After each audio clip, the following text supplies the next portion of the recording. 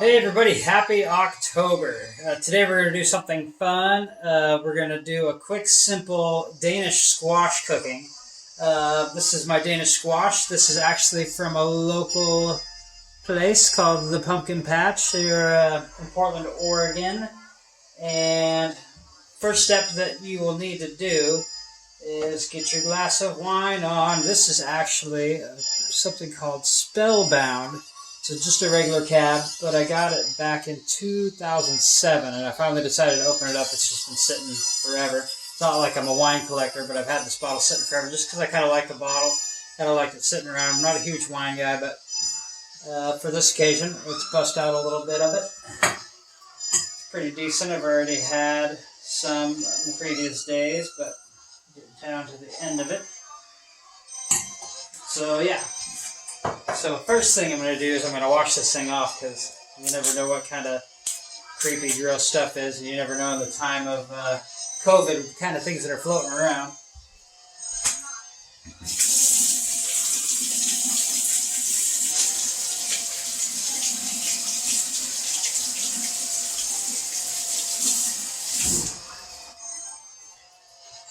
So I don't know how any of you like your Danish squash, but I like it just a quick and simple, easy way. All you need is 3 ingredients. You need the acorn squash itself, or maybe 4 ingredients, because yeah, you need your wine to sip on. And then after that, all you need is some butter and just a little bit of brown sugar. So let's get to chopping this bad boy up and see. I'm not very good at cutting these things. I've cut the crap out of myself before trying to get one of these open. Also helps if you have your favorite Halloween shirt on. This is my Star Wars Halloween shirt that I picked up in Ensenada, Mexico. I don't recommend that place as far as the town goes, but I'm sure there's some cool excursions to go outside of that town. So let's try to get this thing cut open. Not so easy. These things are hard. Come on. Get through. I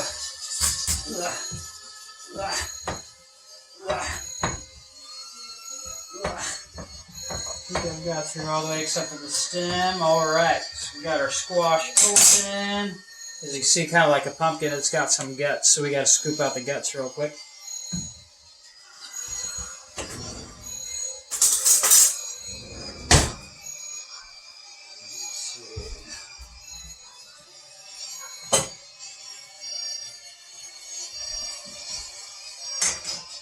And I've already got the oven prepped.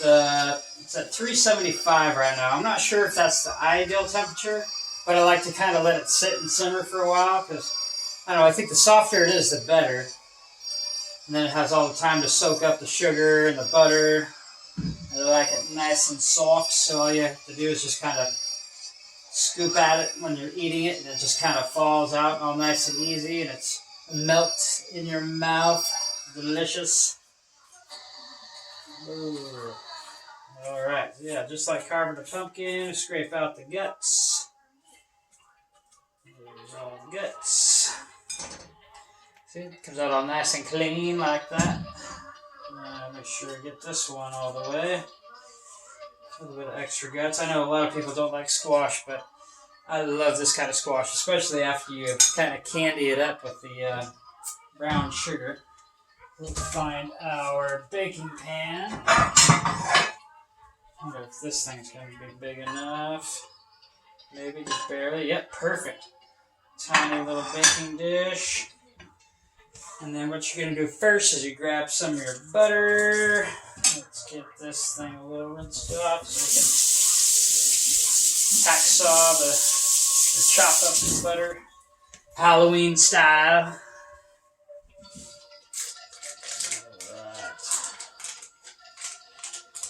Crazy raw! Alright, so don't need a crazy lot of butter. It's just enough to get it all nice and buttery. You slap your butters into the little holes we just made. And then break out your brown sugar.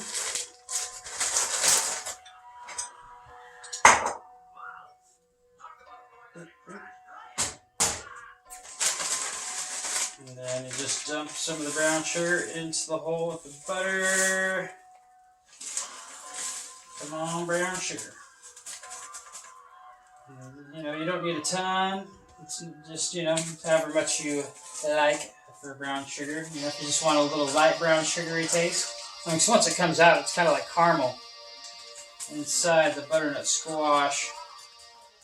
And it is delicious. It turns out into, yeah, kind of like a caramely syrup once it's all done.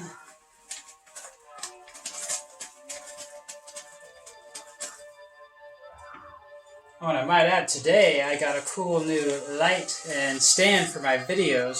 My lady ordered me one of those ring lights that you see people have. So that's amazing. Thank you.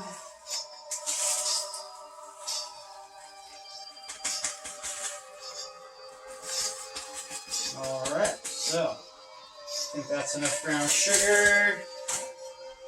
As you can see, it's all nice and ready, and then you just slap it in the oven. I think maybe about 45 minutes to an hour. You could even go an hour and a half, because then it's like, then you're for sure going to have that nice and moist, squashy goodness, and it is delicious. I'll have to show you what it looks like afterwards. So stay tuned, and I'll be right back.